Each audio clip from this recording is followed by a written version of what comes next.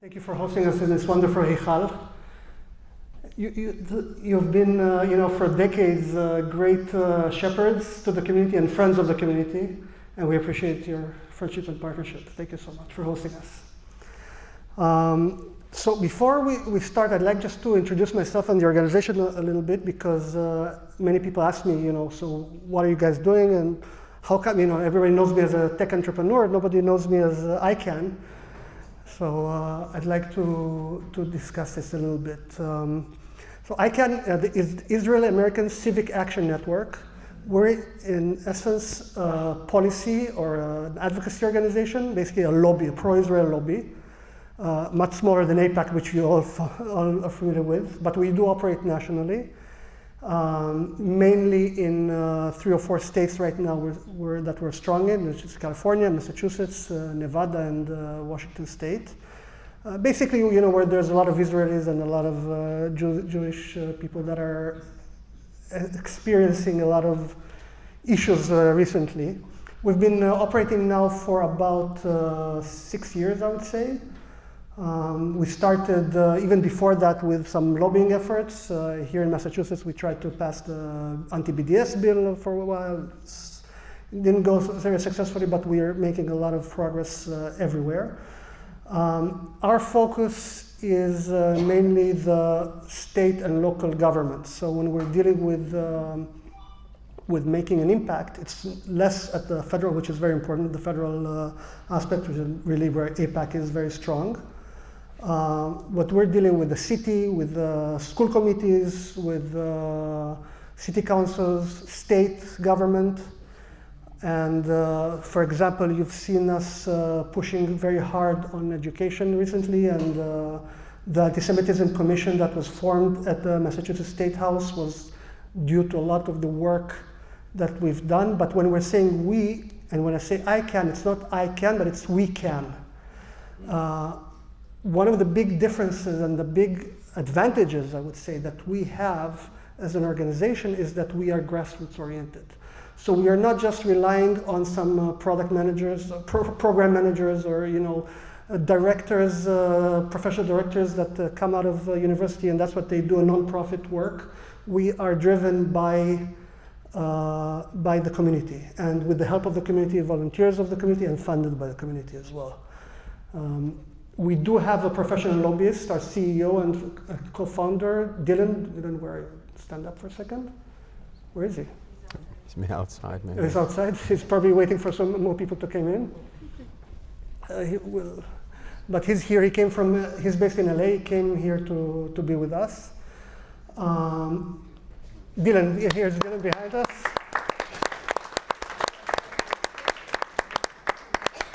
So Dylan has been doing lobbying for over 10 years now. Before that, he was actually a political and policy employee for the Misrad HaChutz, Ministry of Foreign Affairs of Israel, working for the Southwestern District in the United States. Some of his achievements, for example, is passing the trade agreement between California and the State of Israel. He actually wrote that contract. It was in the presence of Bibi. I don't even remember which iteration of Bibi's government, but we're used to Bibi as prime minister for a few decades, and the Governor Brown was right at the time from California. I can tell you, he's so connected for example, in California, that he can call the governor's office, whatever governor it is, and if we want to make sure that the bill that passed is vetoed, it's vetoed. So this little organization with of Jews and Israelis that is not a federation, it's not funded like the ADL, is making a lot more impact than they are. Our focus in terms of policy and legislation is around the issues that we all care about, right? It's fighting anti-Semitism, Holocaust education in the school systems, definitely pro-Israel issues, and recently two things. Well, one, as an extension of pro-Israel is the Abraham Accords, and bringing the Abraham Accords into the policymakers at the state level. So you can see, for example, agreements in Massachusetts. There's some strong trade agreements and some strong contracts that were created to support the Abraham Accords on the business level.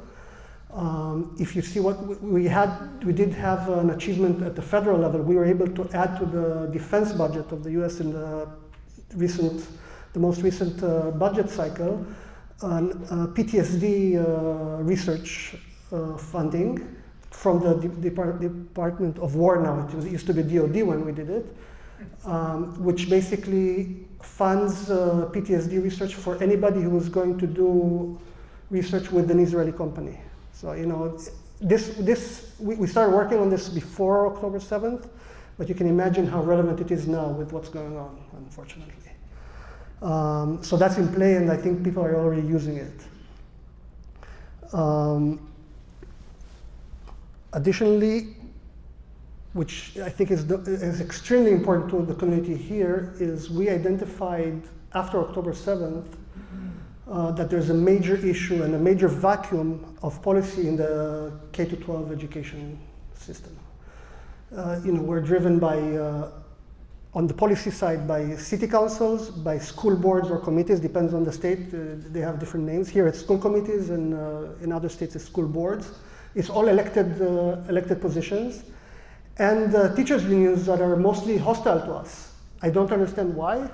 It doesn't make any sense. But they have taken a political stance as a political organization, rather than a labor organization, to work against Israel and against Jews.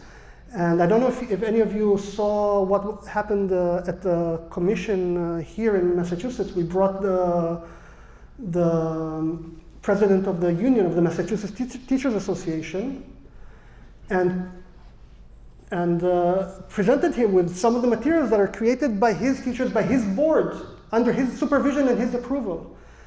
For example, you know, not just extreme vile anti-Israeli stuff, promotion of terrorism as a heroic, posters that show heroism. You know, when you see a terrorist like George Kabash, I don't know if you remember him, he's depicted as a hero of the resistance. But also other posters like a Star of David made out of dollar bills. Okay, is that something that has to do with politics or Israel or any kind of fighting against atrocities in Gaza? So he couldn't even respond when he was confronted with all these facts. He would just remain silent. It was unbelievable. So what was interesting, we brought some innovation here. Like, we're all about innovation. There's some tech colleagues that I know here from the industry and from my past work. So like everything, we brought innovation, and we said, you know what, we're going to address the unions as a political entity that has governance, has voting, and we're going to lobby them. We're going to lobby them with parents, which are stakeholders. We're going to lobby them with teachers. And we created, both in California and here in Massachusetts, we helped create, with the help of teachers, with Jewish teachers and pro-Israel teachers, caucuses. Caucuses, you know, basically parties within the union that are forming a bloc, a voting bloc within the union to push their agenda or to fight actually the hatred that they're experiencing.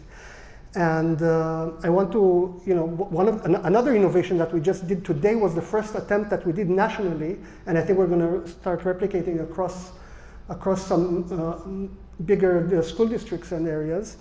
We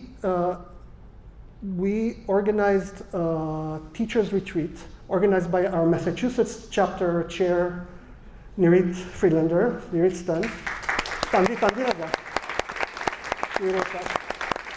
Anybody who wants to help and volunteer and support us, contact Nirit, contact me. We're based here in Boston.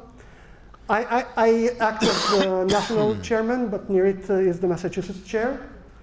And what Nirit's initiative was just unbelievable. We actually said, let's do a counter education to the teachers. They're all taught by all kinds of other enrichment programs that are funded by Qatar, that are funded by Harvard Middle Eastern Studies, which is also very hostile to us. Let's do our own education retreat. And Nirit came up with the agenda, came up with, marketed to the teachers. We had the full room today. It was unbelievable. We had Loai Al-Sharif present. Well, thank you, Loai. You were awesome. We had Brianna Wu, who's a transgender activist, transgender woman activist. I don't know if you're familiar with her. She's kind of famous in Massachusetts. She ran for Congress, actually.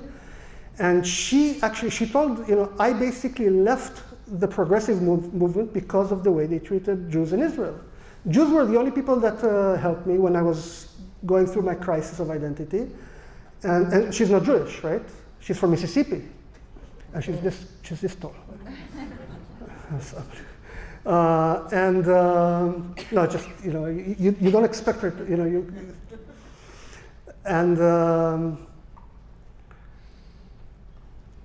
And she said, I don't understand how you can attack Israel when it's the only country in the Middle East that supports the LGBTQ community, right? So we had her. We had a former neo-Nazi that de-radicalized, and it was amazing to hear his perspective of how he was addicted to hate and got cured.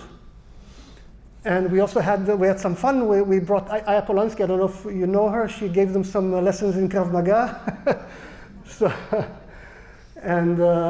it was a huge success, and we got testimonials with them, and we're expecting them to to push it outwards for the next retreat, because this is gonna do like twice a year. We're gonna do every semester.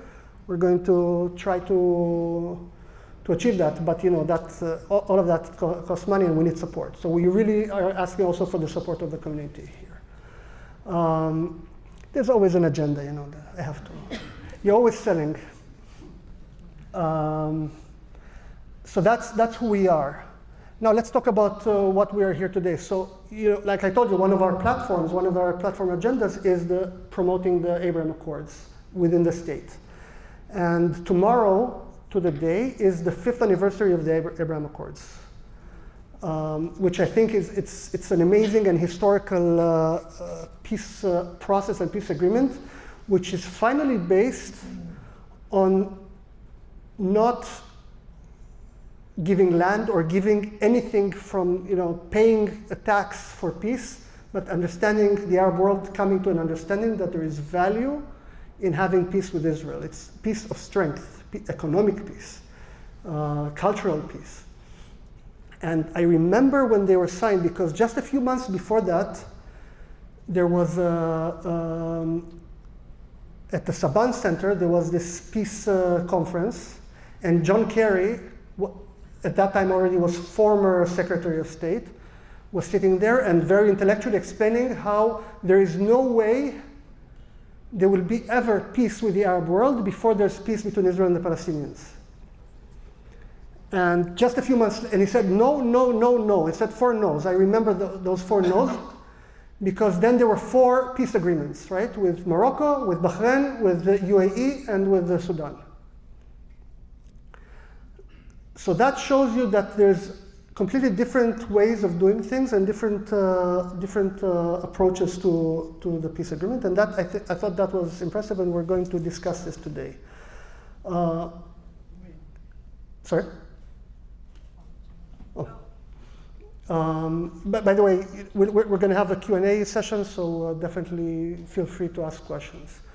Another point that I wanted to make is that October 7th really changed everything for us, right? Also in terms of, or actually October 8th. October 7th as an Israeli, October 8th as somebody who lives here. Whatever happened here in October 8th was just crazy. And our focus and our energy and our momentum actually increased after that. I can tell you, there's just something that I remembered on May of 2023, in the city of Cambridge, in City Hall, in front of City Hall, there was a Nakba demonstration. Okay, and I went with the flag to stand there in front of them and to show them that we're not afraid of them. There was a guy with his face covered by kafir, but completely covered, so you wouldn't see who he is. And I remember him saying the terms that we are now getting used to hearing: globalized intifada. He says violent resistance is necessary. Not just there, but here as well, everywhere. Those were I wrote down his word, what he said, word for word. And we've seen already violence happening against Jews. We saw it in Colorado. We saw it in Washington D.C. We saw, even the governor of Pennsylvania, right? And we see it happening all over us. Around us, in schools, in universities. We saw it in Harvard when a son of a friend of mine was attacked. So there's a lot of work that we need to do, but today we're going to focus on the Abraham Accords. So I'd like to introduce our guest today. Let me just pull my notes here.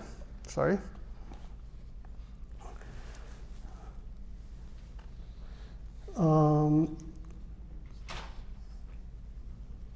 Because what October 7th also did is put the Accords at risk. Remember, we were very close to having a deal with Saudi Arabia, right? Everybody was talking, we're weeks away, and then it happened.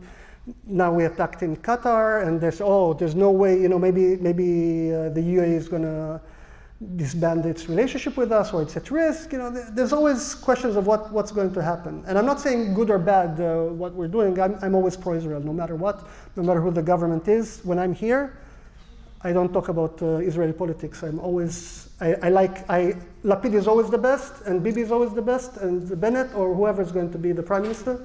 To me, they're always the best, because that's what the Israeli people elected. So let me introduce, first of all, Luay Al-Sharif. Luay is Saudi-born, lives right now in the United Arab Emirates in Abu Dhabi.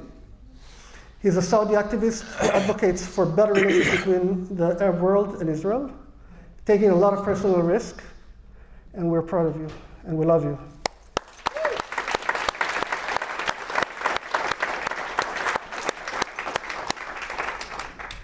Our other guest on the American side is John Mirisch. He's currently the vice mayor of Beverly Hills, served for three times as the mayor of Beverly Hills, and also a former film studio executive.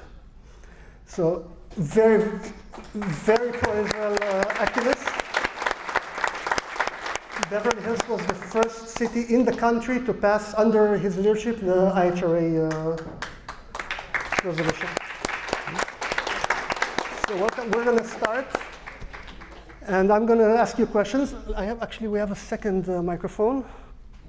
So what we'll do, maybe, Luay, I'll give you this microphone, and then I'll just pass you my microphone.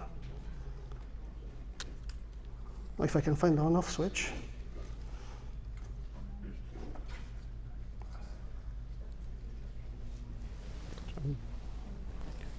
The rabbi's son, the young kid, exactly. He's the genius here.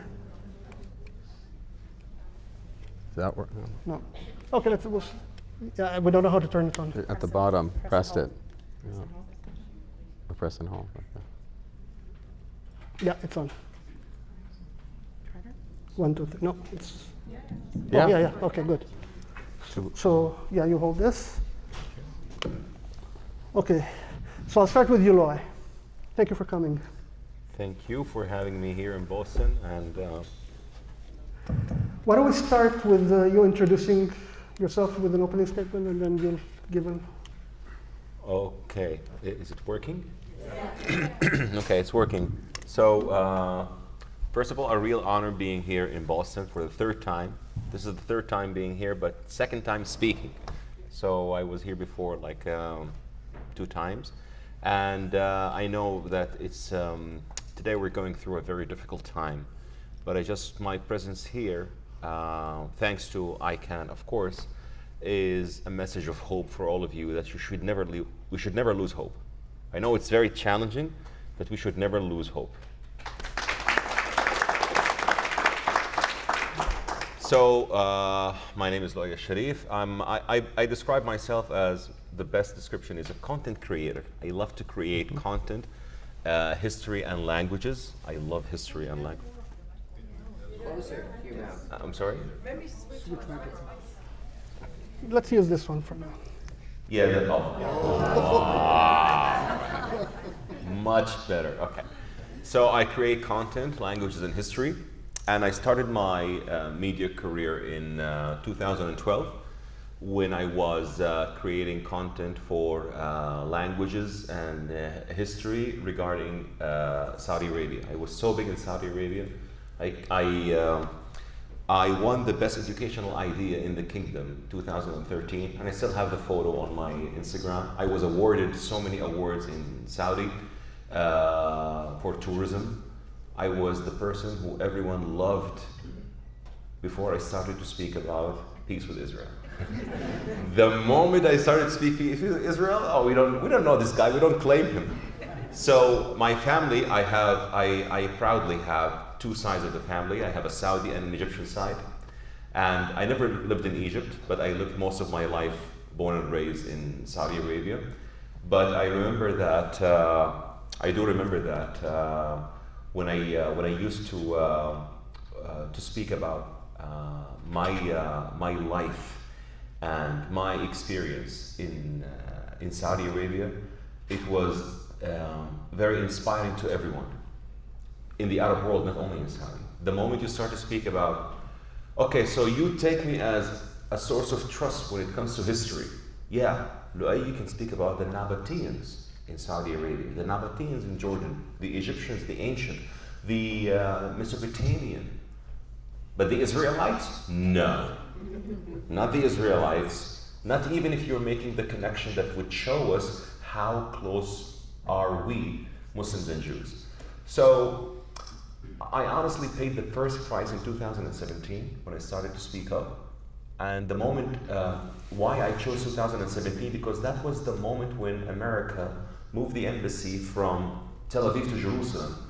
And I spoke up in a very historical way, like, hello everyone, just wanted to give you a historical fact.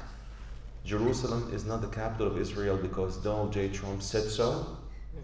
Jerusalem is the capital of ancient Israel because King David, whom we honor, respect, and revere, did so. That tweet went viral in the Arab world, a whirlwind.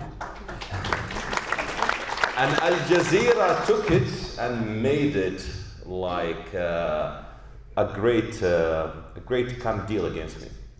But the second one, I would say the second time of paying the price was October 7th. When October 7th happened, I immediately acted by condemning Hamas, by standing with Israel's right to defend itself, by telling everyone that this war will have the worst repercussions on the Palestinian people. Not only on the Palestinian people, but on the Middle East. And after I spoke up, I started to pay the price. Yeah, I lost lots of opportunities in the Arab world. By the way, it's not a secret. I used to have, you can check my Instagrams. 2018, 2017, 2016, I was having lots of great opportunities in Saudi Arabia, not anymore. I just came from South Africa from a speaking engagement. You know when was the first time I went to South Africa? 2015. And I have my photo with the Minister of Tourism of South Africa in the South African Consulate in Jeddah on my Instagram. When he honored me, Derek Hennecum, he honored me for bringing 200 Saudis to study English in South Africa. That was when everyone loved Lu'ay at that time, 2015. But now I was in South Africa for a different purpose, to speak up for peace. And I want to say one thing, 0 regrets. Yes, I lost opportunities, I gained more opportunities. I lost friends, I gained more friends. And I do this out of conviction because I know why I'm doing this. I used to hate Israel, hate the Jews, and I changed with knowledge, fact, and the truth 15 years ago. And this kind of conviction is my real drive for doing what I'm doing. Thank you. Introduction.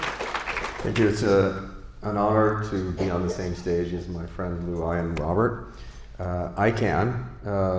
He described to you, in addition to my day job as the Vice Mayor and Council Member of Beverly Hills, where I have served since 2009, I'm also the Chief Policy Officer for ICANN. And this was a natural transition as I worked with Dylan in my role on the council on one of the most pro-Israel city councils in the United States. And this is quite normal. We're one of the few Jewish majority cities in the United States, Beverly Hills is. About 35,000 residents. All you need to know is when you go campaigning door to door and you see a mezuzah on every door, you know what kind of community you're in. I grew up in Beverly Hills. I went to the high school. I lived abroad for some 20 years, mainly in Sweden and Austria, but then moved back to my hometown and got involved in local politics for reasons having nothing to do with Israel. But once I was on the council, we had opportunities to do things that were very clear that we needed to stand up and show Jewish pride, because I'm convinced that the best reaction to anti-Semitism, which sounds too clinical, call it Jew hatred, call it anti-Jewish racism, the best response to that is Jewish pride. And so one of the first things that we did when I was on the council in 2010, year after I got elected, was we named a street after Theodore Herzl. I don't think there are a lot of cities in the US that have streets named after Herzl. Our sister city happens to be Herzliya. We have done many things, including anti-BDS resolutions. And after October 7th, we had a flag installation right across from City Hall with 1,200, maybe 3-foot high flags, one for each person who was killed or abducted. And it caused quite a stir among some people. Continuing with that, we are going to be breaking ground on October 5th on what I believe is the first permanent October 7th memorial in the United States. We've approved a design. It's probably going to cost $1.5 million, and it's going to become a part of the fabric of our community forever, right across the street from our 9/11 memorial.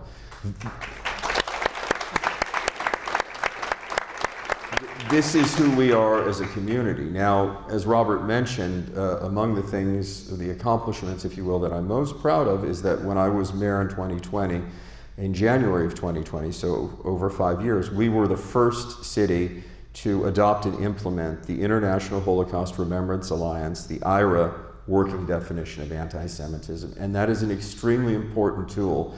And you can see by the pushback that it gets and from the people who are pushing back why it is so important. Because the reason that Luai has lost opportunities is because he has spoken up in favor of friendship with Jewish people. Well, we are facing a tsunami-like wave of anti-Jewish racism now, the likes of which we haven't seen probably since the Holocaust. And the Irish writer and politician Conor Cruise O'Brien once said that there are those in whom anti-Semitism is a light sleeper. But to quote my grandpa, Bill Goldberg, who lived in Brooklyn, it, meaning anti-Semitism, is never far beneath the surface, and we see that now. It is like a disease, it is a pathological disease, it is a disease that is an infectious disease, but as opposed to other diseases, it's a disease in which people who are infected often take pride and pleasure. And it is something that we are, as said, I'm probably the most pro-Israel, if you will, who wants to do the most things when it comes to signifying and showing our support for Israel on the council, because we have people who, let's face it, are concerned and scared about the repercussions that it might have on our community. Now, Beverly Hills is also one of the safest communities in California. We spare no expense with our police and our fire department. We have a real-time watch center. We have drones and all of that. So my feeling is we are the safest city so that we can express who we are and that part of that is our support of Israel. And again, we had a recent debate about, Robert mentioned it to me before, about in Jewish American Heritage Month, which is in May, whether the schools should display, not fly, but display the Israeli flag. And I went and I spoke to the school board and said, should be the most non-controversial thing ever. And the fact that it is getting such coverage in the press, the fact that it is being distorted, the fact that people are taking this and using it as an opportunity to attack Israel goes to show why we must do it. And I said, the fact is, we recite the Pledge of Allegiance and display the American flag. Doesn't mean we agree with every decision of the American government either.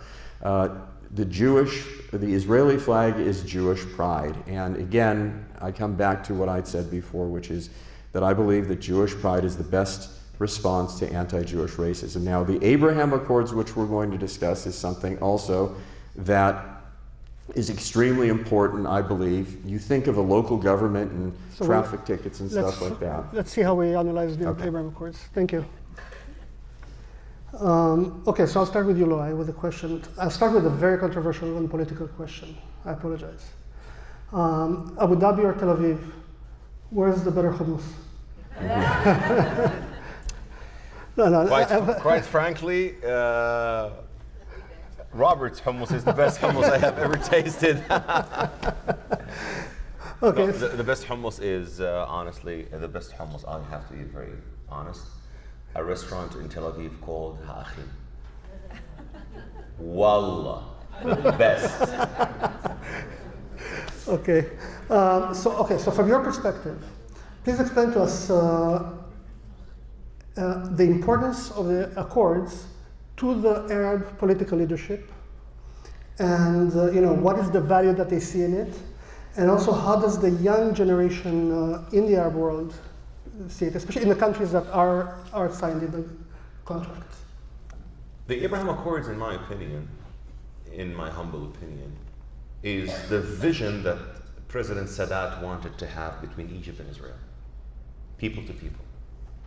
That failed for Egypt. Sadat wanted the peace between Egypt and Israel to be people to people. He visited Israel. He said, we will have our people coming to you. Let there be no more wars between Arabs and Israelis, his words in the Knesset. Sadat is my hero, by the way. And he wanted this to happen. But he was assassinated. When he was assassinated, the next president, Mubarak, stepped away. He said, people to people, hell, no people to people. Let it just be security agreements, and I'll just make sure that no one assassinates me as well. Unfortunately. But if Egypt and Israel were having a people-to-people relation, the Middle East would be in a different place. So the Abraham Accords is the realization of people to people. What do I mean by that? I have a relative of mine from Saudi Arabia who called me one day and he said, Du'ay, I want to tell you that I'm going to Dubai this Friday to spend a Shabbat dinner with a Jewish Israeli family in Dubai. And you know what? I'm going to record that as well to say it out loud. I told him, Fahad, don't do it, please. He said, no, I'm going to do it. And my family doesn't oppose that. By the way, that was after October 7th. And he did it. And the video is on my Instagram. I keep saying that to promote that you have to follow me on my Instagram. So follow, like, and share. So the thing that Fahad did is people to people. The greatest thing about the Abraham Accord is that people are mingling. I do remember when Expo 2020 happened. 2020 happened in 2021 because of the COVID. Lots of my friends and family members, relatives from Saudi Arabia, from Egypt, they came to Dubai and they said, listen, take us to the pavilion of your friends. You know who are my friends? The Israelis. Take us to the pavilion of your friends, let's see. And then you know what they said? Well, they are normal people. Of course they are normal people. You don't have fangs, they don't bite. So the beauty about the Abraham Accord, it was a people to people. That is the real importance of the Abraham Accords. And that's what Egypt and Jordan failed to do with Israel. Now, of course, there are so many repercussions after October 7th. But I'm hopeful that when this war ends the right way, by the hostages released and Hamas disarms, things will be restored. All of those who criticize Israel right now, I understand the empathy that we all have towards the casualties in Gaza, the innocents who are dying. But let's remember that this is a war that Israel didn't want, didn't ask for. And I'm sorry to say this. I'm about to write a tweet because someone said in the Arab world a couple of days ago, or 2 days, or yesterday, Israel is fighting an unjust war. So I wrote a tweet, didn't post it yet. I said, Israel is not fighting an unjust war as some claim. Israel did not ask for this ugly war, nor did it start it. This war could end today if Hamas simply releases the hostages and disarms. Simple, basic, and elementary. Thank you for your attention to this matter. So my point is,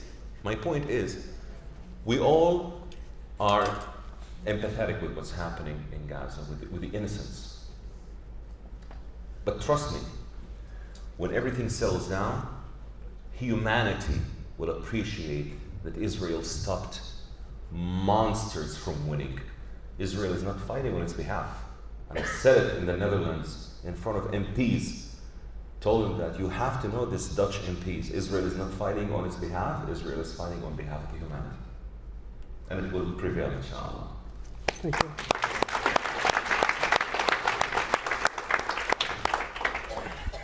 John, as a municipal leader in Beverly Hills, how do you see the Abraham Accords resonating at the community level and, in cities that are so far from the Middle East, right? Well, remember, again, as I mentioned, we're a Jewish majority city, so people are very connected with Israel. I think a lot of us, and I've described this as well, though I don't have direct family, that we look at Israel as our home, as our second home. And so we're uniquely concerned with Israel. We have a large portion also of Iranian Jewish refugees, some of whom spent time in Israel before. So I think we're more attuned to what is happening there than maybe other communities. I think that it's the Israelis want peace. The Israelis want to be able to be left alone. They're kind of like the Greta Garbo of countries. They want to be left alone. They don't want. And so I think the notion of the Abraham Accords as countries establishing peace with Israel and not using the Palestinians as pawns as a way to feed their anti-Semitism or their Jew hatred, I think that's extremely important. So I think there is support. Now, unfortunately, in Beverly Hills, we have a consulate of a Gulf country that is not in the Abraham Accords, and that's Qatar. And on October 9th of 2023, so not October 8th you mentioned, but October 9th, we had a rally outside of the Beverly Hills sign. And the IAC was there, and Dennis Prager spoke, and I also spoke. And at that meeting, I talked about Qatar and how they were behind a lot of the bad things that were happening in the region, that they were funding Hamas, that they were supporting radical Islamism, or Islamofascism, as I would call it, that they were spending money or using it to brainwash our kids in universities at the time. And since then, a lot more has come out. The mayor at the time looked at me like if looks could kill, because I wasn't supposed to say that. Now, I didn't speak on behalf of the city at that time. I spoke on behalf of myself. And I think since then, everything has gone to show that really Qatar is sort of like a touchstone as to a reason why the hostages are not released, as to why the Abraham Accords are not being expanded, as to why there is so much bad blood in America and so much brainwashing against Israel. So we know about the head of the snake being Iran. There was no question about that. We also know that Turkey is a bad actor. But Qatar has managed to, through a weaponization of its massive wealth, to portray itself as some sort of honest broker, and they're not. They're a Batman villain, a two-faced Batman villain, and literally at each and every city council meeting since then, for the last almost 2 years. And we talk about the same things you talk about here, traffic and fixing streets and taxes and all of that. But no matter what, at the end of the meeting, sort of taking a lead from Cato the Elder, I say, and furthermore, I propose that we designate Qatar as a state sponsor of terrorism, that we sanction Qatar, we use the funds to compensate the victims of Qatar-funded terrorism, and that we call the State Department or write to them and ask them to expel the Qatari consulate from the city of Beverly Hills, because Jew-hating racists and terrorism supporters are not welcome in our city. And Qatar, so to me, and we'll talk now more about it, is the recent attacks on Qatar, or not on Qatar, but on Hamas in Qatar, have implications. And all I can say is, if the US isn't going to deal with Qatar directly, and it could, but it won't because of all of the money and the free jumbo jets and all of that, then Israel has to find a way to do it. And I'm sure we'll talk about that. Thank you. So now now it is a bit of a controversial question, or tread carefully kind of question, and that is, who's next? So I want to share with you, and actually with you, I have a personal connection to the Abraham Accords, actually before the Abraham Accords. Previous company that I ran, so between 2005 2014, we actually sold in the Arab world.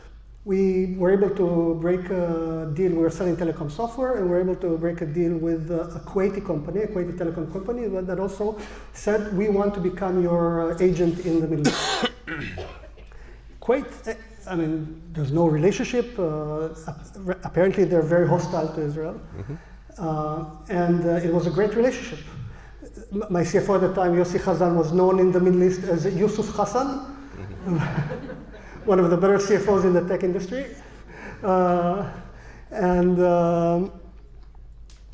We were able to sell through them to Saudi Arabia, to Bahrain, this is almost 10 years before the Abraham Accords, right?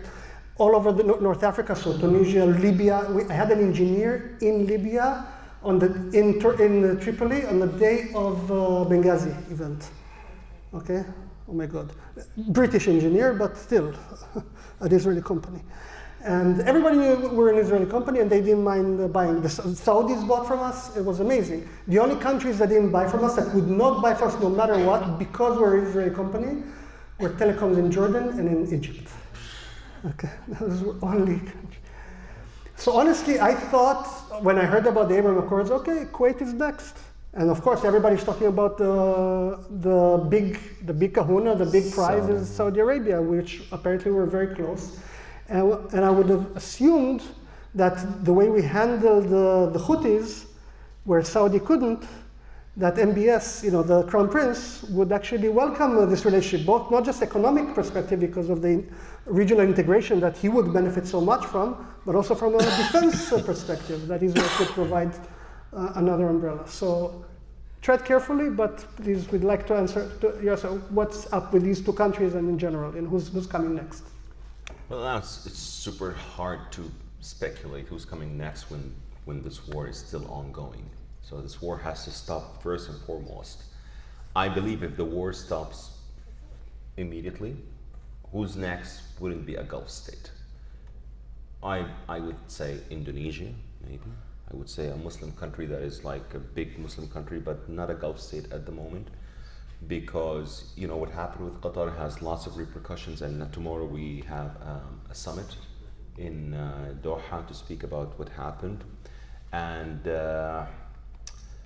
it's really tough to speculate. As you said, before October 7, 2 weeks before October 7, the Crown Prince, Prince Mohammed, he made a very strong comment when he said, every day we're getting closer to normalize relations with Israel. And I believe Saudi Arabia could bring lots of benefits to the Palestinian people through normalization, like the UAE did. By the way, the UAE is the only country that built a field hospital inside Gaza thanks to the Abraham Accords, because you need a high level of coordination, and no Arab state could do this other than the UAE. So Saudi Arabia could do a lot to the Palestinians through peace. But of course, Sinwar had one single idea: torpedo the Accords. Even if it means hundreds and thousands of my people die, they don't care. Those maniacs, they are suicidal. They don't really care about their people. So back to your question, it is hard to speculate. I don't think it would be a Gulf state. I think it would be like maybe Indonesia, Malaysia, or other countries.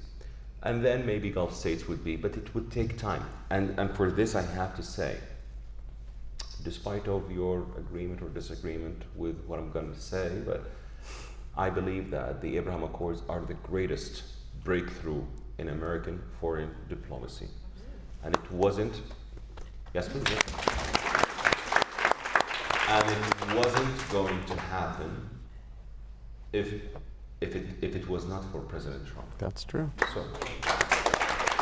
So I have great faith that in the next lots of things happening in the world in the past 7 months.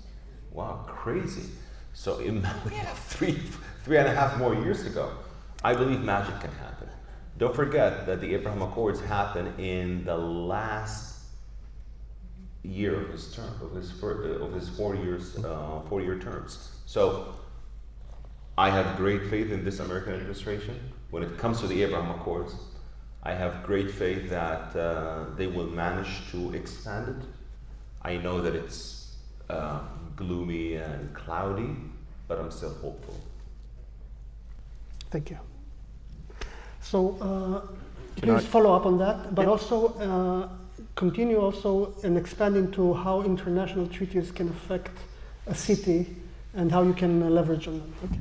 Thank you. So I agree with Luai in terms of the speculation. I think it would be a country like Indonesia or something like that, and that would be a big deal. Think of how many Muslims there are in Indonesia. I'll tell you who I think it should be, and I think it should be Lebanon and Syria, especially Lebanon. I mean, if Lebanon could be able to throw off the yoke of Hezbollah and join the Abraham Accords and cooperate with Israel, that would be huge. And obviously at some point Saudi Arabia. I'm not quite as gloomy. I think you'll see a lot of steam being blown off tomorrow in Doha and a lot of rhetoric and a lot of this, but I think it's a mess. I think what Israel did sends a message to Qatar. We've heard a lot of people, I'm sure you've heard people who on the woke left demonize Israel, talk about Israel. There's certain buzzwords they use, and one of them is impunity. Israel is getting away with it all, and of course that's a load of nonsense. Israel is being demonized, and the attempt is to delegitimize Israel about every single thing they do, even if it's using Israeli blood and treasure and soldiers and youth to try and minimize civilian casualties in Gaza. And the true impunity has been on the Qatari side. They have been able to do all of these things that I mentioned before with impunity, thinking that there would be no consequences. Well, now they know. And there are consequences to harboring terrorists. There are consequences to thinking that you can get away with everything. Going back to Robert's question about how this impacts cities, well, again, it doesn't impact whether you get a ticket or whether we're going to have a stop sign here or anything like that. But certainly in our city with a Jewish majority, it impacts the rising tide of anti-Semitism, which we see at our universities, at UCLA. I've seen it firsthand. And other places, makes people feel unsafe. And in some cases, it makes people, which I disagree with, want to hide their Jewishness.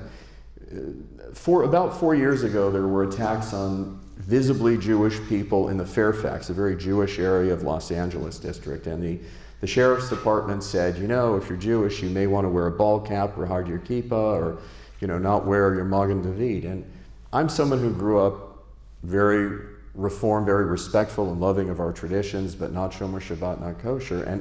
But at that time I said, no, now I'm wearing a kippah. And that's when I started wearing one on a daily basis, because I'm not going to hide behind my skin color. I'm proud of being Jewish.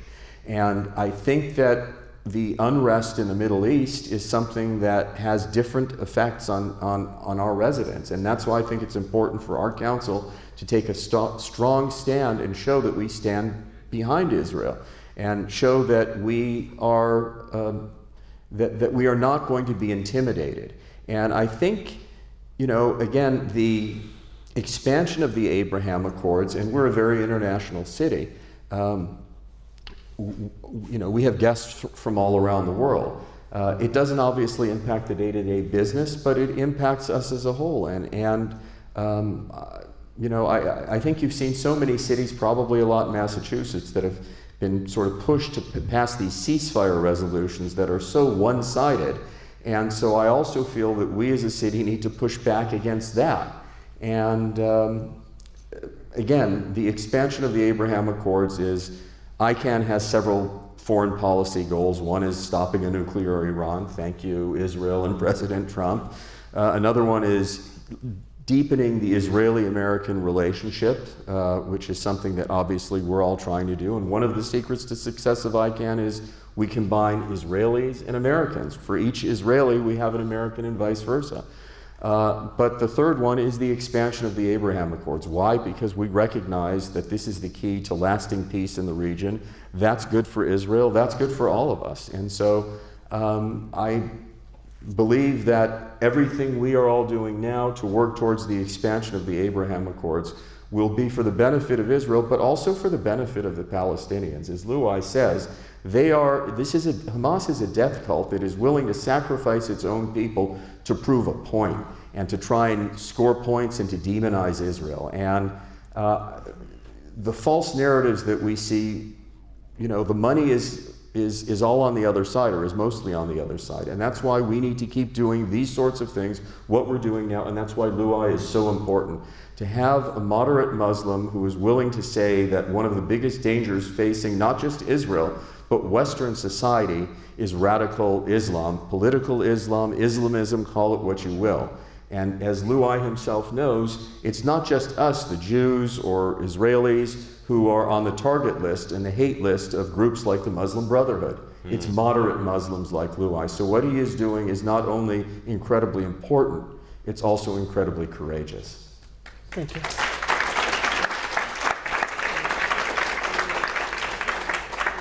So, I would like to talk to you a little bit about missed opportunity, right? And, Israel, doesn't matter right or left, and the divide and arguments, we always have arguments because we all of us here, by the way, we know better than the Prime Minister or we all would do a better job, and but Israel never said no to peace. You can argue whatever you want about, but at the end of the day, as a country and as governments formed, we never said no to peace. We formed peace with Egypt and with Jordan. I want to focus on Egypt specifically, but both are very hostile and cold relationships. You see, especially with Egypt, right? We helped them fight ISIS in the Sinai, right? We provided both technology and the intelligence for them to be able to fight the rise of ISIS in the Sinai. In return, they're mobilizing military in violation of the peace agreement into the Sinai desert, basically, and arming themselves with the strategy, the proclaimed strategy that Israel is the biggest enemy. I don't understand, or biggest threat to them. They rely on natural gas from us. They just signed a huge deal, the biggest historical deal. It was suspended. Well, Bibi suspended. No, but it's going to be. Hopefully. Yeah. At the end of the day, they need it, and we want the cash. So it's but they basically ran weapons highway underground into Gaza. All the Iranian, all the weapons that came through the Rafah crossing, under the Rafah crossing, right? I have a disagreement here, but okay. And then you see the sentiment in the street, which is extremely hostile to Israel. I don't know how many of you know, but October 6th is a holiday where they don't work in Egypt. The way I found out is that I had a sales guy in Egypt, and it was October 6th, and my meetings were canceled because it's a holiday. I said, what holiday? October 6th. What do they celebrate on October 6th? The victory over Israel in the Yom Kippur War. Okay, that was news to me that they won the Yom Kippur War. But they still in their psyche, in their self-narrative, they still think that they hate Israel and they beat Israel. But what's even worse is that where we would expect a little bit more peace talks or peace kind of mindset, which is in the intellectual side, the academia, the media. They're even worse. I heard a woman TV anchor, news anchor, say we should rape Israeli women. So don't they see the benefit of the Abraham Accords, and why aren't they joining the Accords themselves? I would make October 7 a festival, and I would make it a holiday, but not to call it victory over Israel. I would call it peace with Israel. I'll tell you why. Sadat, when he brokered peace with Israel, when he made peace with Israel, he saved the lives of so many Egyptian soldiers and so many of the Egyptian people as well. If you study the war so well, 1973, Ariel Sharon circumvented the 3rd Egyptian army, and he was about to make a hell of a massacre. Like it was going to be lots of losses, a big loss. And Sadat at that time, he said, no, that's not going to happen. So if there was a victory, it would be, if we really wanted to have a permanent peace, we have to teach our kids that the real victorious for what happened in 1973 were the Egyptian people and the Israeli people, for having no more wars between Egypt and Israel. But that's unfortunately not the mindset, I'm just telling you. Also, we have to know that religious institutions play a big role in fueling the hostility against Israel. And part of it, I'm sorry to say this, is because it's a Jewish state. And you don't know what the Jews are doing, Jews. But allow me to say this is not Sadat's vision at all. This is not Sadat's vision. And I agree with you. Israel, to those who say Israel, the greater Israel, or Israel is an expansionist state, how could an expansionist state uprooted its citizens from 60,000 square kilometers in Sinai? How could an expansionist state do this if it's really an expansionist state? Israel did it for peace. And I agree with you. Israel and Egypt coordinated a lot in the war against ISIS. And if Israel wanted to topple Egypt real well, you know, the greatest opportunity was in the Arab Spring. The Arab Spring, where everyone was busy with their domestic politics, and that was the golden opportunity for Israel to do anything it wanted to do to Egypt that it didn't. And the wise men in Egypt know that, but not the street, unfortunately. So why? Because each and every president that followed Sadat was afraid of being assassinated. So rather than saying that let's fix the root of the problem, fix the root, education, media, incitement, religious institutes, it's not a deal, it's not a big deal for me, so you know what, let's just keep it as is, and the snowball keeps growing and growing and growing and growing and growing, but it is still doable to fix the damage. Thank you. I want to take you a little bit into the political realm, real politics, US politics. It may be a little bit divisive, but bear with us. You know, we're all about talking, having conversations, right? I mean, as we've learned recently. We are seeing a significant rift towards Israel on both sides of the aisle. On the Republican side, we have people like Tucker Carlson and Candace Owens, which have become open anti-Semites. It's just unbelievable to me.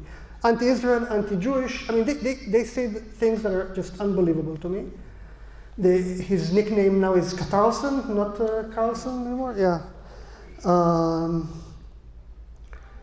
I mean, and I actually sometimes view some clips from his shows, and I mean, it's open lies, just complete lies and misrepresentation of history.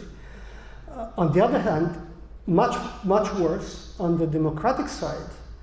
Recently, in the summer, they had what is called the summer meeting of the DNC, of the Democratic National Convention. It's basically the board of directors of the Democratic Party. They meet and they decide on the platform of the party. And one of the things that they try to put in, which they always do, is support for Israel and for the two-state solution. The word two-state solution. No matter what you think about it, the Democratic Party has always been very consistent about the two-state aspect. It was too pro-Israel for the progressive side of the party, and they had to withdraw it from their platform. There is no Israel in the platform currently. There's a bit of a crisis there, but right now Israel is not in the Democratic platform. What's up with that? Well, Easy. I think many people have heard of horseshoe theory.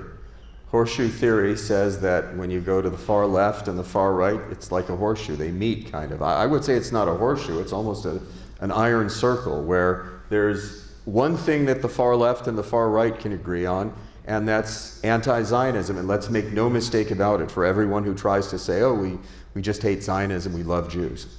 Nonsense. It's anti-Semitism. That's why we need the IRA definition. It shows it, and that's why they oppose the IRA definition, both sides.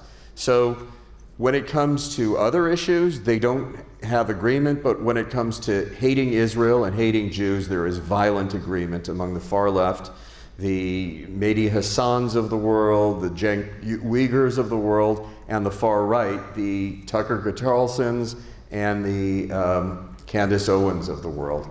And you have to distinguish between the Republicans, the right wing, the people like the Charlie Kirks who supported Israel, or Mark Levin, who I think in a half hour I've read that he's going to be devoting his whole program to ripping Qatar a new one because of the Doha summit tomorrow. So there are some good people. But I hate to say it, anti-Semitism sells. It's sexy for some people and young people to hate Jews, and all of the money that Qatar has, the billions of dollars that they have poured into our university systems, and not just our university systems, K through 12, are paying off. We need a kind of de-radicalization, and we see it here. You've seen it at the schools here. In our school system, let's not talk about Egypt, or let's not talk about the textbooks in Saudi Arabia, which, by the way, they've recently changed that were anti-Semitic and now they're neutral. Yes. That's what we need. I mean, you look at what the whole agenda of CARE is, and the Muslim Brotherhood, which is banned in the UAE, and it's banned in Saudi Arabia, and it's banned in Bahrain, and it's even banned in Egypt. And so is Al Jazeera. And you look at what the impact is of Al Jazeera, and it's also the press here, it is also the mainstream media, and it is also academia. I mean, it's like we're living in the zombie apocalypse when it comes to that. And so all we can do is take the truth, fight back, and work towards peace. But in order for peace to happen, to go back to the question about what can we do to get Egypt on board, is it starts with denazification, if you will, de-radicalization. And part of that is getting people on a person-to-person basis to meet each other, what Luai is doing, what we at ICANN want to do, developing what we're calling the People's Abraham Accords, putting people together so that they can see. Luai, I'm sure you know his story. It was a very personal one. He went from someone, and he's an extremely intelligent guy, he's the smartest person in the room, but yet in his heart, he hated Jews because of what he was exposed to. It took a lot to change that. And by the way, there are going to be some people who, as smart as they may be, will never be changed. And that's why we need Israel. We need to do everything we can to de-radicalize people and to try and convince people of what is right. But at the end of the day, there are some people who can never be cured. And what is the difference between now and Nazi Germany in the 30s and the Holocaust? Well, if Israel had existed, then the Shoah would not have happened. And so this is why I feel that Israel is a red line. And you've got some Jewish communities, some who are liberal or whatever, who are willing to sell Israel down the river to have a seat at the table with people you wouldn't want to sit at a table with. ICANN does not do that. That's the difference between us and some of the legacy organizations, and we really need to make it clear of the centrality, not of Bibi or any specific government, but of Israel as a whole as a protection.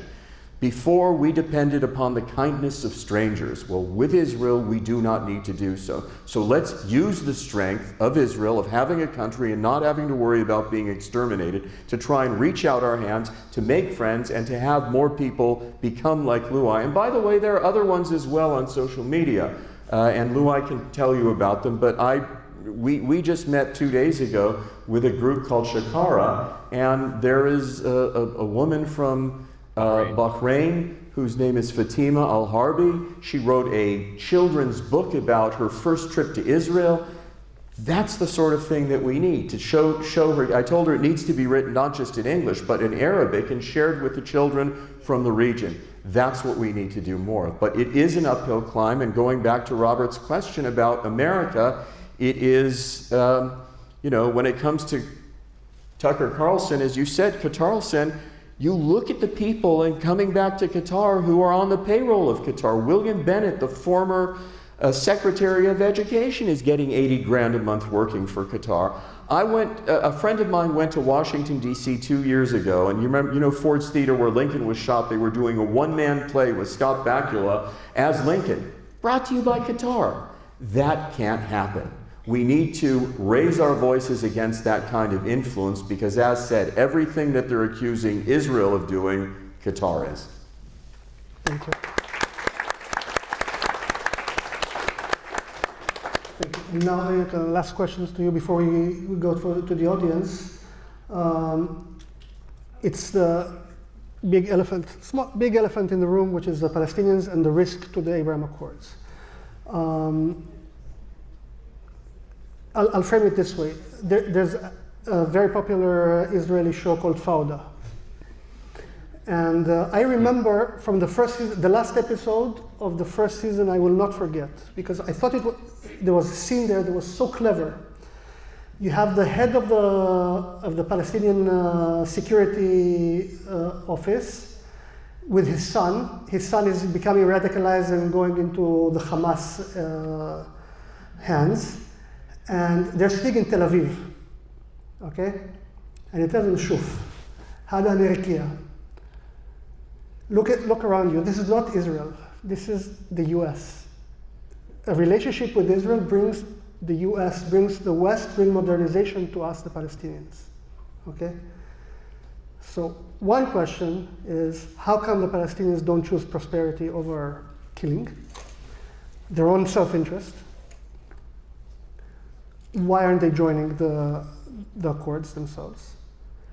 Second is, do you see risks in the situation that we are today to the accords actually lasting?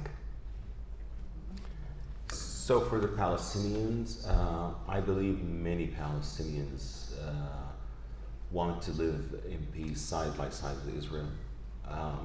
I just want to remind everyone of what Friedrich Nietzsche said in his amazing work, Beyond Good and Evil. He says something very important. He said, he who fights evil should know that he himself doesn't become evil. So I don't want to generalize and say all the Palestinians or all Palestinians are Hamas or all the Palestinians are hopeless. This is not true.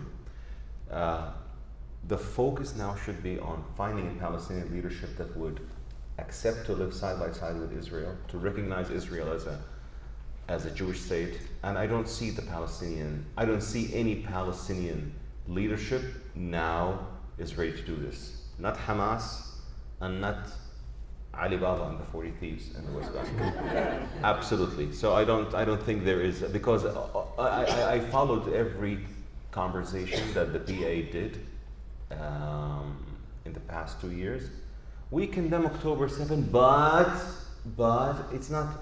But you have to understand that resistance is sometimes just the latest interview for the Prime Minister of Palestine. He said in one of the podcast shows, he said, we decided to conclude that October 7 was, he said it exactement like this. It was miscalculated.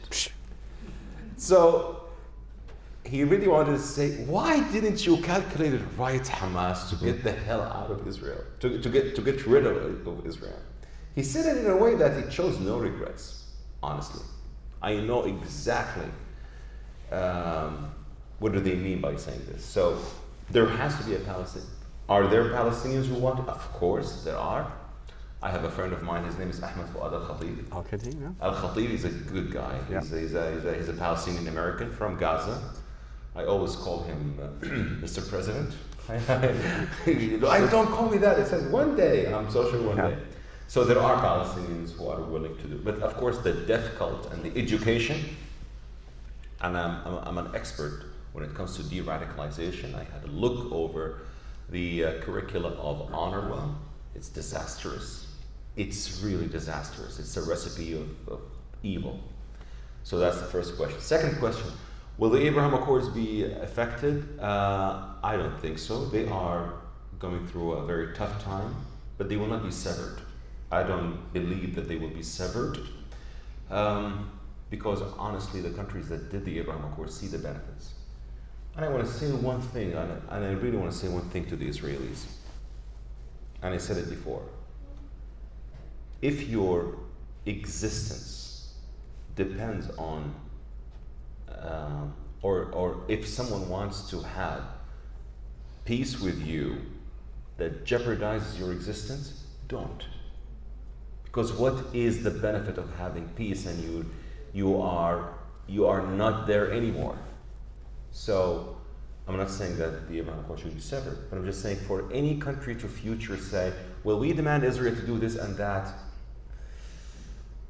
All the demands of having a Palestinian state is something that I always say that it's not the right time. It is not a priority. I believe in the right of the Palestinians to live in dignity, side by side with the Israelis, but a state now is not a priority, and the priority should be finding a Palestinian leadership. But I believe in the Abraham Accords, and thank God we have a president here in the US that knows how the tough neighborhood in the Middle East works, and I'm so sure that he will never jeopardize his personal great breakthrough that he brought to the Middle East, because we've dealt with people in the previous administration. They weren't very excited about the Abraham Accords. The previous administration did not bring one more country to the Abraham Accords. They had 4 years and they did not bring one single country to the Abraham Accords. And when we sat with them, officials, ministers, yeah, we're very excited and everything, but they didn't really push it. So I'm very optimistic with President Trump and his team now. Thank you. Keep the microphone. Keep the microphone. I'm going to walk among you with this microphone, and anybody who has questions, I'll just 1 second, and just speak loud and into the. Does it work? No, not at all. Okay, so just speak like this, very close into the mic and loud. And this way it'll be just more efficient. I won't have to do a marathon of going back and forth with the microphone. So keep this and choose who your question is addressed to. And we'll start from close to, because it's less walking. Steve, please. My question, Robert, is for you, actually. I can't do anything internationally, but I have you right here. This is a local question about the Massachusetts Teachers Association. I'm not a lawyer, but it seems to me if the MTA is getting any money from Qatar or from overseas, that would put them in jeopardy of their charter. And could they be forced to file under FARA as representatives of a foreign organization? Or could they be charged legally, and I know you're not an attorney, I don't think you're an attorney, with defamation and a lawsuit be brought against them locally? Yeah, most likely they're not being funded by Qatar because of FARA laws. FARA laws, which I hope we would have had it in Israel as well, it's foreign agent law. So basically, if you get money from a foreign entity, specifically a foreign government, and you're a non-profit or like Harvard or... Exactly. For example. So Harvard does get money from Qatar. You have to report it, especially if you're doing it if you're doing activity on behalf of a foreign government. Okay. So for example, any employee of the Israeli consulate that is an American citizen has to sign a FARA agreement and has to go through the process of getting approved by the government. But the way they bypass it is they fund other educational organizations like Harvard, there's some teachers education institutes here that provide secondary education to enrichment to the union teachers, and you would see there's like some renowned schools here in Massachusetts that are 20 to 40% funded by Qatar. And that's when we see the materials. I don't know if you remember, about 10 years ago, we were fighting the Newton system about a curriculum, right? And we were able to identify that the material was generated in Qatar or in Saudi Arabia or in the Palestinian Authority. I mean, by the ISBN, the actual document source. Robert, could I just add to that one thing? Yeah, take that micro, the one that works. So let me tell you, for example, Al Jazeera Plus in the first Trump administration was supposed to register, and the government said they were supposed to register under FARA. They never did, and nothing happened, and nothing is still happening. So sadly, the theory of registering under FARA and the reality of it are two different things. Yeah. Okay. Questions not to Robert. Okay, let's start with you, please. Okay, thank you for coming. I think having these meetings are sort of what keeps the idea of maybe more chords coming alive, right? Grassroots, I don't know. I'm sorry. So I'm going to test that a little bit, right? Because you kept saying something of Palestinians living side by side. And I think not all, but some of the Israeli population at this point after October 7th are not seeing a side-by-side solution, but maybe possibly doing the Jerusalem expansion, where we offer them residency or citizenship as whatever they wanted, right? Whatever they're comfortable in accepting. And we saw in the Jerusalem theory, what they did in Jerusalem, in East Jerusalem, is that there was great opposition, and people would shun each other if some people went to accept residency, but essentially, as of now, I think something like 90% of these Jerusalem Arabs have accepted full citizenship, not just residency. Would you see something like Israel extending the Israel solution to Judea and Samaria, and possibly even to Gaza, as something that might hinder the I would thank you so much for asking this question. It's very important. I told many of my Arab Israeli friends and many Arabs in Israel, I said it, by the way, on social media, it's not a secret.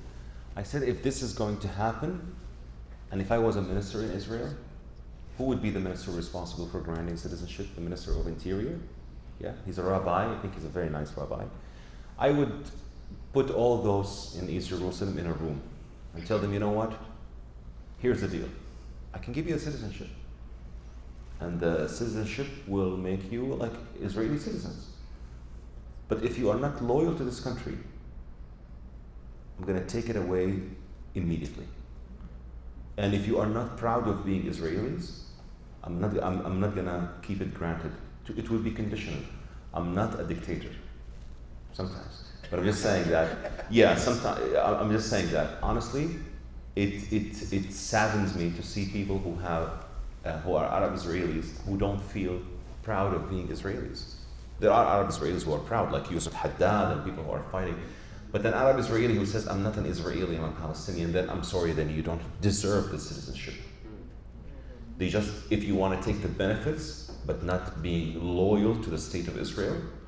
And let me give you another example. There are non-Jews who are very loyal to the state of Israel. The Druze. I haven't met a single Druze in my life who was not faithful to Israel. I have Druze friends in Dubai and Abu Dhabi who are Syrians, Lebanese, and Jordanians. You know what they tell me? Lu'ay, after the massacre that took place in Syria, he told me, Lu'ay, my people, Druze, not Jews, Druze, my people dream that one day we wake up and we hear the news that Israel decided to take us in. Because our relatives in Israel are thriving, living a decent life, and honestly speaking, the Israeli passport is making them travel the world. But how would the greater Arab world see because it would kill the Palestinian state? So what? Honestly, I'm just telling you. So this could be a solution. So I don't know if any of you remember Nir Barkat, who was one of the ministers, was talking about having emirates within the West Bank of Judea and Samaria joining the Abraham Accords. I think that's a very intriguing idea with the tribes there. That is certainly worth exploring. That would solve it. Of course, the problem is if you were to make Judea and Samaria part of Israel and give everyone citizenship is the demographic issue and problem. If you have people who are not loyal to Israel.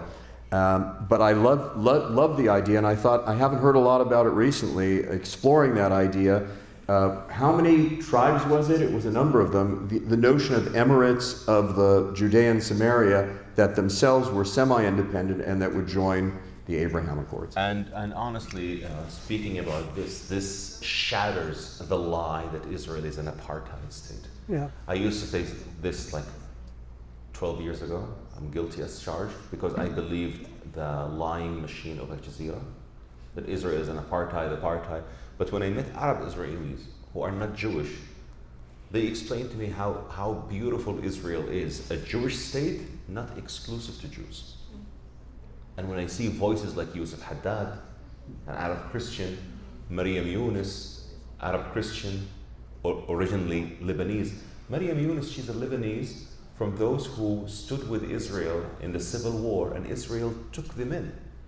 Israel does not leave its allies behind. Every Israeli should be proud. And when I see, I'm sorry? Bridget Gabriel. Bridget Gabriel. She's American, She's American. No. but she's Lebanese. I think. Israel saved her as well. Yeah. Israel saved her, but she's Yeah. American. Yeah, I'm talking about Maryam Yunus. She's Lebanese, but now she's Israeli. A friend of mine is also named Tamer. He's a Muslim Israeli. I made an interview with him on my Instagram that you need to follow. And he said in the video, he explained why he is proud Muslim Israeli. What an apartheid state that is not doing apartheid well. And honestly, I'm just telling you, your suggestion is something that I would welcome under one condition. If they are not, it would be conditional. If they are not loyal to Israel, or if they're just posting online some crap, I'm sorry to say this, about we're not Israelis, we're Palestinians, or our identity, we're not loyal to Israel, we're waiting for the right moment to come, then wallah, I would just strip them away from their citizenships. Okay. Next question. No. No debate. Please, let's go by order. Okay. Next Well, question. that's what I please. said about the Yeah, demographic issue. demographics is very important to be considered, of course, but I'm just saying, she's talking about East Jerusalem. She's Yeah. talking about East Jerusalem. Yeah. Judea and Samaria in total. Yeah, you can't. That's Okay. up to the Israelis to decide. But I'm just saying that it could be a solution. But I'm against the one-state solution. I'm against the one-state solution that would jeopardize Israel from being a Jewish state. Okay. Just put it this Next way. question. Next question. Yeah. Speak loud into the Why, microphone. John, thank you for your presentations. Hopefully you can hear me. Luai, a question for you. By the way, also Mordechai Kedar, he's the one that had the idea of the Emirates, 8 Emirates broken into this. True. But that's a conversation for another day. We could talk for hours about it. But anyway, Luai, question to you. By the way, I feel like I know you, you wouldn't know me. Why? Because on X Spaces, I hear you often. But obviously, you know, I don't necessarily. What's your handle on X? It's, I'll give it to you afterwards. Okay. But anyway, getting to the question, what I'm interested in, one of the things. I hope you like what you heard on X. From you, yes. Okay. Not from everyone. But anyway, the question is this. One of the things, obviously, fundamentally, that we see a problem of is we talked about radicalization. You're an expert in it. Problem is, if we want to talk about the Palestinian issue, is that obviously most are radicalized. 74% of the Palestinians, Gazans, I call them, support Hamas. I'm from Israel originally, by the way, and 74% still. 74% Still. in the polls. It's something In the like polls. that, yeah. And by the way, depending on what poll you see and what Yeah, have you, okay. how trustworthy, it's a question. But enough Sheila, support. Sheila. Okay. So the question is this: how would you, first of all, going back to your situation, what triggered? I mean, other than you said the education but being brainwashed over the years about the Jews and Israel and so forth, what triggered the change in you? Number one, and how did your immediate family and so forth reacted to it then and now? Very good question. And last thing is, what would you suggest to do to start that change in the larger Arab Muslim world? What triggered me Okay. was I'm 42. When I was 27, I went to France to study French in a homestay program, and that family, by coincidence, happened to be Jewish. 27 years in my life, haven't met a Jew in my life. I haven't met a Jew. And now, everywhere I go, I find Jews. No, I'm just saying 27. But for 27 years, I haven't met a Jew. So you would believe everything you would learn about Jews from your anti-Semitic Egyptian, Saudi, Arab professors who would feed you with a great deal of hate about the Jews. So living with Jews triggered me, that was 15 years ago, 2010. So living with a Jewish family triggered a lot of my questioning of what I was indoctrinated with and what I see with my own eyes. That was the trigger. The way forward is something that I always talk about. It's a project that we are working on with many NGOs. When this war ends, when this ugly war ends, I will take a group of Israelis and a group of Arabs from Saudi Arabia, from Egypt, from Kuwait, from Oman, put them in Africa to work on a project to feed elephants, to volunteer, where they would mingle. So the moment they go back to their countries, the Kuwaiti, when he goes back and in the majlis, you know, the majlis is like seating with families and friends. Oh, haven't you heard the news about this evil Jew? Hold on a second, I know a Jew, I have a Jewish friend. They're not like that. No, that's not true, don't believe that. I have a Jewish friend and we've been feeding elephants in Africa or doing this voluntary work and that. Exchange programs is the way forward. I was changed through an exchange program, and exchange people need to communicate. You have so many false experts in the Arab world who appear on podcasts educating Arabs about Jews and Judaism and Zionism, and all they say is trash. I'm sorry to say this, trash. Zionism started with Christian Protestants, with evangelical Christians, I'm sorry. You need to open the Quran and see where Zionism starts with a figure called Moses, who led the people of Israel out of Egypt to China. What was the destination? The Holy Land. And when they rejected, they were punished. You see, the Quran mentions that they were punished. Dude, they were punished for not entering the land. The next generation came in, and Joshua led the way to the Holy Land.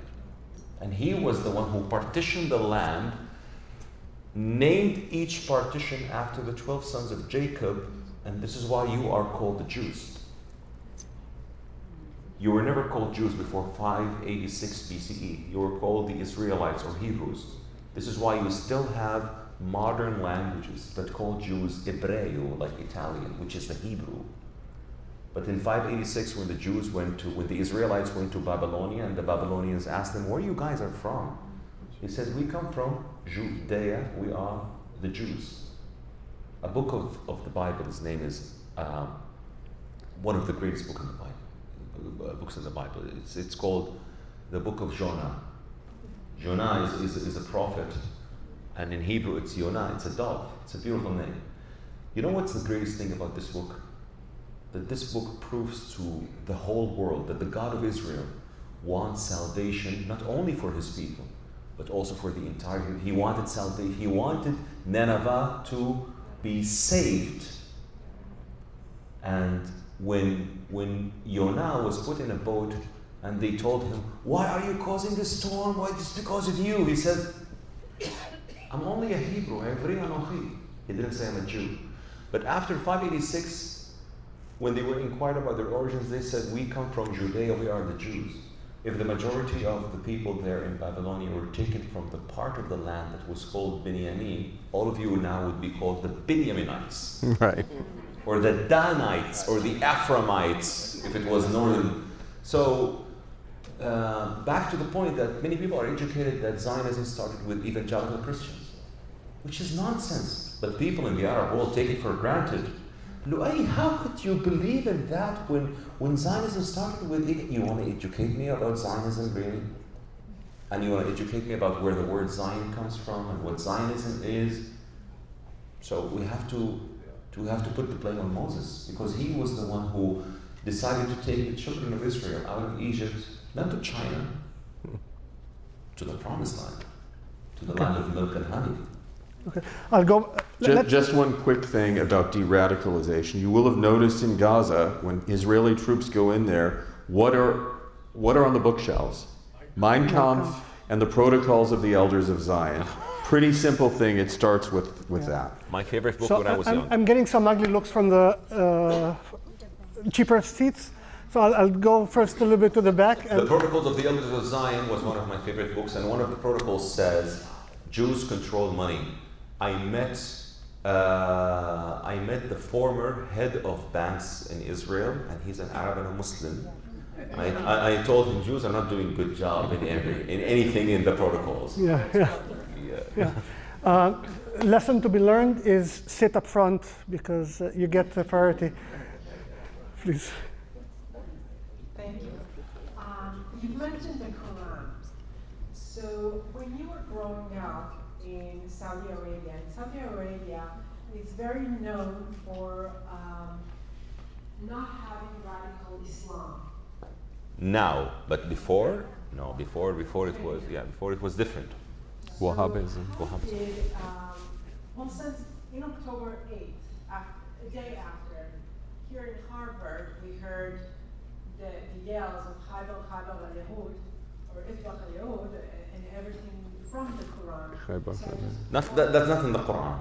Itbaq al-Yahud, no, but Haibal is. Khaybar not also. It's from the Hadith. Yes, Khaybar not in the Quran. Khaybar is in the Hadith. And the Hadith, which is like the Talmud of our Talmud, like the interpretations. That it's not in the Quran. Khaybar isn't in the Quran. Khaybar is an area in Saudi Arabia that many Jews lived in, and many people think that there was a massacre that happened there. I don't believe it's true for a simple reason. Jews are the people of the book who would never leave things unwritten behind. Not a single Jewish scholar, not even Rambam or Saadia Gaon or those who came after, spoke about Khaybar. Rambam, when he spoke about the persecution of Jews in the Arab lands, he wrote a message to the Jews in Yemen. He spoke about persecutions that took place in North Africa, but he never mentioned anything about Khaybar. And it's only us that we brag about that the Prophet slaughtered 700 Jews in one day, which is nonsense, absolutely nonsense. So Khaybar is not in the Quran. So I did want to ask, how did the Jews in the Quran, or what's written about the Jews or in the Hadith, how did that affect you to hate Jews growing up? So that was also one of the reasons, because the Quran praised the Jews and criticized the Jews. You have verses that great praise and verses that, but also the verses that talk about, for example, cursing the Jews. Talks about those Jews who worshipped other gods than God, those who worshipped the golden calf, those who gave Moses a hard time. But these are not the Jews of today. But we were in our minds, in our back head, the idea of Jews are the Jews who disobeyed the prophets. This is why I receive lots of comments when I take photos with John. How could you befriend people who worship the golden calf? John doesn't worship a golden calf. But I'm just saying, I receive lots of these comments. How could you befriend those people who, in our book, that God says that they worship the golden calf, or they give a hard time to Moses, or they disobeyed? By the way, I love this part. Disobeyed God, and He punished them for 40 years. Disobeyed Him because they refused to enter the land that is theirs now, and you are still saying that they were disobeyed. So, I'm just saying that a Muslim has to go through a reform away from the radical scholars who want to manipulate and subjugate the Muslims to think only the way they think, which is disastrous. The Muslim Brotherhood. Absolutely. And that brings me back to what we were discussing before, that is the issue of re-educating the people that think that we are monsters is a little bit bigger than, we are a few. The Jews are a few and the Muslims are many. And the misinformation has spread, like wildfire. So the idea of, sending, Muslims to meet Jews and to work together and to spread the word is beautiful, but it's not going to be as effective because of a simple matter of numbers. So my question was, is there any tool, like Al Jazeera was, is there any partner that we can find in the Middle East, maybe make it part of the next Abraham Accords, or maybe try to find a way to rectify, because we saw in all the homes of all the Palestinians, the Mein Kampf, because we saw that lies have been spreading, is there any way that we can, Yes, the partner is the UAE. And it will be a successful partner when this war ends. Now everything is just, will not work. But after the war ends, there are so many projects. And by the way, the UAE will play a great role in re-educating the Gazans or fixing the education. I agree with you. This is why you need to make more alliances with your non-Jewish friends. Not only Muslims, you have Christians. I have amazing Christian friends who are really in love with Israel. Because actually, as a Muslim, we believe in Jesus as a prophet. And Jesus, in his own words in the Gospels, he was a Likudi. He was a very proud Jew who would, I always say to people who say, for example, my Arab Christian, because I also, not only that I speak to Jewish audience, I also speak to Muslim audience and to Christian audience. And I spoke to some Arab Christians who told me, how could you support Israel? How could you call the land Israel? Let's see what Jesus said about the land. He called the land Israel. He was born in Bethlehem, Judea. He was raised between Capernaum and Nazareth.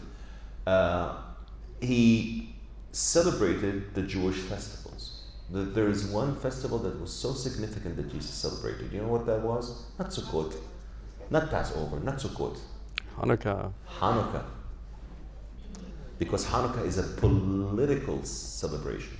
Hanukkah is all about the Maccabees or the Hasmonean family that defeated the Seleucids, the Greeks, and established Jewish sovereignty over the land. So in John 10, when it says that Jesus ascended to Jerusalem in the days of winter to celebrate the festival of dedication, which is Hanukkah. The Romans. Hanukkah in Hebrew is dedication. A couple of hundred years later. And he gave a speech in the temple on that, and he recognized the importance of that day. That is an official recognition of the Jewish sovereignty over the land of Israel. So this is why I said he's a Likudi. But I'm just saying that to the Arab Christians, this is an unknown fact. No, the festival of dedication is not Hanukkah. It is Hanukkah. Education is, there's a long way for education that we need to do in the Arab world. Short answers. Okay. Give quicker answers. Hi. Okay. Well, I want to thank you, and I have to say you are an extraordinary human being. I hope. So my question is about the hostility in the Arab world towards Israel. The Muslims and the Christians fought each other for almost 1,000 years, correct? And a lot of it was religious. It was religious animosity, but it was also territorial. They wanted Constantinople and the whole thing. Well, what is your view of the hostility in the Arab world now towards Israel? Is it mostly territorial, that they cannot accept a non-Islamic country in the Middle East, or is there a religious aspect to it also? Jealousy. You have to understand the problem to know how to solve it. Jealousy is the greatest reason. A country of the size of New Jersey that gave the world and humanity Morality. cherry tomatoes, Philly Cam, USB, Waze, the best navigational app used in the Arab world, especially in Saudi Arabia. A country of the size of New Jersey is changing the face of the Middle East. Sometimes I say the relationship between Jews and God is a tough love. And it's not about territory. By the way, Jerusalem, I want to tell you one thing. Prophet Muhammad, when he died, his companions were 100,000 companions. How many of them visited Jerusalem? 26. Jerusalem, if you study the Islamic history or the caliphates from the Abbasi, Umayyads, and the Ottoman, Jerusalem was never the capital or any significant city in any of these caliphates. Baghdad was, Cairo was, Najaf was, Karbala was. Jerusalem, never. It's not even on the map. It's not even on the map. So Jerusalem gained the first significance Jerusalem gained was after Richard Lionheart came to the area and made a truce with Saladin. That was the first time we heard that Jerusalem is very significant. After that, it was because of what Saladin did. But before that, and when the Crusades took place in the 10th or 11th century, and the Prophet Muhammad was in the 7th century, so 3 or 4 centuries after, we suddenly realized that we have a sacred place somewhere else than Mecca and Medina. Our sacred places are Mecca and Medina. If a Jew would say Mecca and Medina are ours, I would be the first one to stand against them. But Jerusalem, it's a different story. Wait, you don't know that Rashi had a dream that he rode a donkey to Mecca and... That's Rashi. That's Rashi, yes. It's a dream.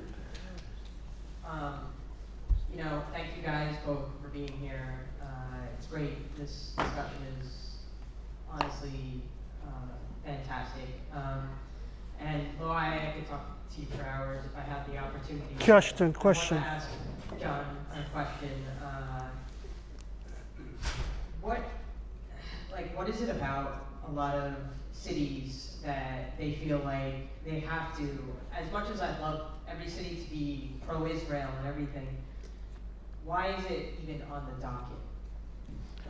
Well, look, it's a lot of the same people that go from city to city, certainly in California, and ask for these ceasefire resolutions. It's well organized, it's well funded. CARE is behind it, probably Qatar is behind it. It's part of an ideology of using absolutely our system, our political system, to undermine our system. CARE has made it clear they want to get people elected at every level, from dog catcher to whatever, and they're willing to do it. And that's why. It's part of a strategy that we need to counteract, and it's very well funded. Okay, so I think that's a wrap. Go ahead.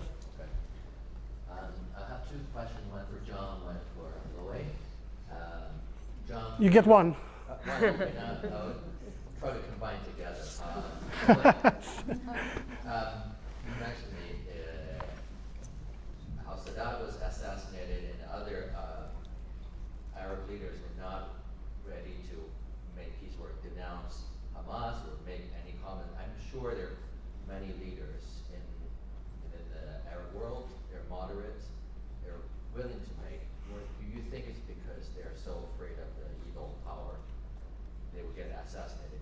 Because of that, it makes it really hard for them to make improvement as Israel.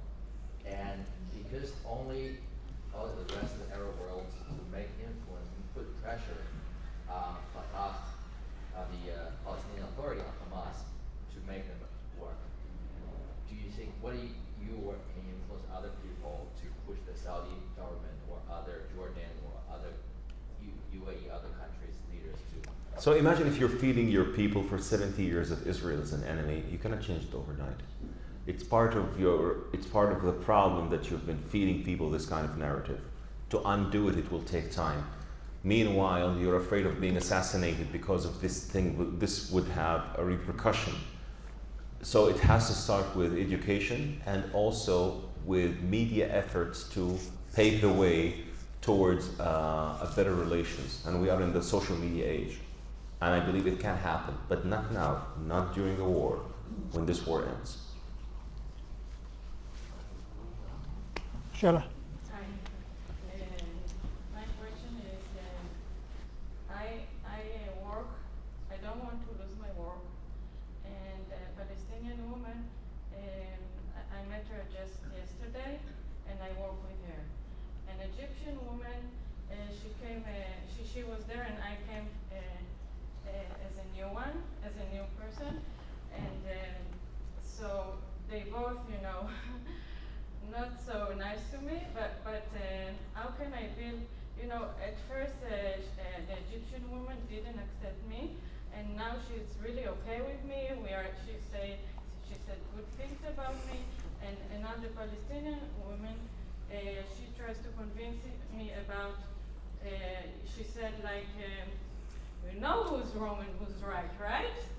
And I didn't want to argue with her, and I said, let's work. I don't want to argue with you just work. And I said, of course, I have to say that, and it's true actually, I believe that, I argue with her, sorry, I'm just excited a little bit because you're so, I look up to you. Yes. So I told her, there is no right or wrong. Sometimes we're right, sometimes you're right, sometimes I'm wrong, sometimes you're wrong. And I said, let's not talk about it. So you mentioned the trigger that you had. So can you give me any other tip or to others that meet Muslims? What can we do? Like I feel like I can just show myself to be a human being, to be nice, and that's it. I can't talk to her about it because I will fight with her. So I can tell you there are strong workplace protections in the United States. You have a right to be free of harassment. You are not allowed to be harassed on the basis of your religion or national origin or anything like that. If someone harasses you and continues to do so, you must, one, go to your supervisor and they must deal with it. And if they don't, you can get a lawyer and you can sue them and you can probably get a lot of money. So I just want you to be aware that you have protections in this country and probably in Massachusetts. I just went through, we may have mandatory harassment training that we went through. I just did it a couple of weeks ago. And yes, in California we have strong laws, but there are federal laws as well. And you have every right not to be harassed. Someone to come to you because you are Jewish or Israeli or whatever and harasses you, you should tell your supervisor immediately. You should document it as well. You have rights in this country. Now, that's very separate from meeting people from other cultures and seeing that you're, don't have horns. And on a person-to-person level, it sounds like the Egyptian woman is willing to accept you and maybe to learn something in a very toxic environment that we are right now, but the Palestinian may not be. I just want you, though, to know that you have those legal protections. Thank you. I have nothing to add. Yeah. Go ahead. Okay, so we can take one more question? Or? Yeah. Okay, so first of all, thank you very much for being here today. I know how far you came from, so both of you. And I'll make it short. We have been talking about the Abraham Accords for a long time, but we haven't mentioned the key is Iran. What do you think about, actually the question is, what do you think is the future of the Iranian regime? How much has it been weakened by the war? And we see that they are being now recharging all their power. So, and that's a key actually. So, in my opinion, the Iranian regime, I don't know what's going to happen to the Iranian, only God knows. We can weaken the Iranian regime by having more peace accords to corner the Iranian regime and to make it, and to isolate it. By having more peace, we can defeat the Iranian regime, not the Iranian people. I don't like to say I say the mullahs, because the problem is not with Iran. The problem is with the regime, not the Iranian people, not the Persians, who are amazing, who historically had an amazing relationship with the Jewish people. By the way, it was a Persian king who gave the Jews and all the people who were actually captivated the release order to go back to their countries, even before Balfour. William Balfour in 1917. It was Cyrus the Great. So the relationship between Jews and Persians was amazing. So this is why I always say you corner Iran, defeat Iran by having more peace agreements in the Middle East. Okay. Last question. Oh, and I just wanted to say on a local level, we in Beverly Hills have been very supportive of the Zan Zendegi Azadi, the Woman Life Freedom Movement. And it's interesting when you see at some of the rallies for pro-freedom of Iran, I was there and there were a few others there with the Israeli and the Iranian flag. And it's that kind of allyship that we need to continue to support. Okay. How would you counter, or what would you say about I believe there's a Muslim belief that once an area is conquered by Islam, it always remains the Dar Yeah, that's radical Islam. Israel once was conquered. Radical Islam. You have a belief. That's a radical Islam belief. And according to this radical Islamic belief, Spain has to be conquered again. But how will you counter that? How will you get the Al-Azhar University to stop that teaching? So the million. How do you de-radicalize the radical Muslims? That's a very important question, but I don't believe that Al-Azhar says that. I believe that there are some radical institutions that say that. Prince Mohammed bin Salman is making a great effort in de-radicalizing people. But by the way, those who have these kind of ideas are not only talking about Israel. They're talking about also Andalusia, Spain, and other European cities that Islam reached to, and then was Hungary. Left Hungary, yes. So it's a very this is why I'm saying radical Islamists are expansionists, and they want us to live according to their strict laws that would take us out before it takes you out. Thank you. So I want to allow you guys to have a closing statement. The closing statement will be about where we're going to be 5 years from now. Are we going to celebrate? And obviously I want to keep it optimistic. When we celebrate the 10-year anniversary of the Accords, how is it going to look? But before that, first of all, I want to really thank all of you for coming. And I have to tell you, first of all, the attendance is phenomenal, but I was extremely touched by the fact that there was so much energy in questions, and the questions were so personal. Because remember, this is exactly who we are. I mean, we can, right? We do it together. We work together to improve our lives here and to improve the life in Israel. So thank you very much. Please, Roy, you start. Thank you so much for coming. That's first and foremost. I see in 5 years we'll be celebrating more and more, inshallah. And I see lots of things will happen in the Middle East. And I'm very optimistic about the future. I see that, inshallah, we will have more exchange programs to talk about, and maybe I will come to Boston to raise money for that. Just kidding. Yeah, I'm just saying that we would be concerned more and more about exchange programs to bring Muslims and Jews. And when I say Muslims and Jews, I don't exclude Christians, of course, but I'm just saying that Muslims and Jews, because this is the core of the issue in Israel. Muslims and Jews closer, and inshallah we will live in better days. Thank you. I agree with Luai, and I think the notion of peace through strength is something that is very important. I think people, yes, you want Israel to be loved, but you want them to be respected first. And the person-to-person aspect, People's Abraham Accords, are going to be very important. But people understand what Israel is capable of. They also see the benefits of having peace with Israel of countries like UAE and Bahrain and Morocco. And so let us hope that cooler heads prevail. We still, all of us, need to fight radical Islam. That is not just threatening the Abraham Accords, it's threatening Europe and it's threatening our country as well. So we really need to be on top of things. But if we do our jobs correctly, then we will have a region and a world in which Muslims, moderate Muslims like Luai, and everyone else get along with each other, and there is tolerance. And I fully expect that there will be additional countries that will be added to the Abraham Accords. I think tomorrow you'll see a lot of rhetoric, and we should listen to it, but we should recognize where it comes from. It comes from, in some cases, a fear of peace, because there are too many people using the Palestinians as pawns who benefit from the hatred that they have created. That must end, and it will end. And so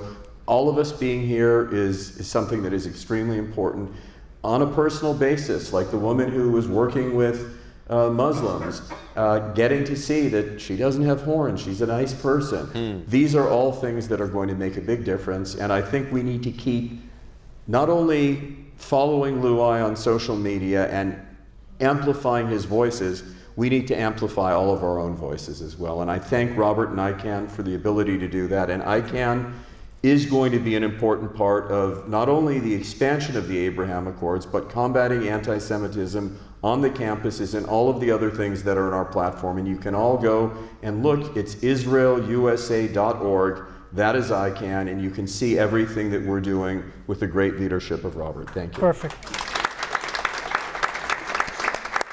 So that was actually also my closing statement for you guys. In 5 years, there'll still be anti-Semitism, and we'll still have to fight here.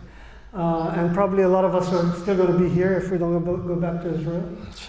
So if you want to connect with us, like you said, israelusa.org.